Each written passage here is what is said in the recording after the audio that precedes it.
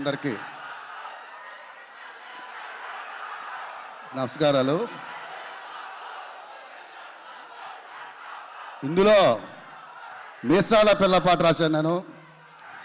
So 100 millions మెట్టు మీద కూర్చోబెట్టారు దాన్ని. అంత మంచి హిట్ సాంగ్ని నాకు ఇచ్చిన అనిల్ రావుపూడి గారికి ధన్యవాదాలు తెలియజేసుకుంటున్నా. ప్రతి రైటర్కి ఉంటుంది, మెగాస్టార్ గారి పని చేయాలి, ఒక బ్లాక్ బస్టర్ ఆయనకి రాయాలని. నా 25 ఏళ్ల కళ అది. ఈ పాట ఇంత మంచి హిట్ అయింది. Thank you so much.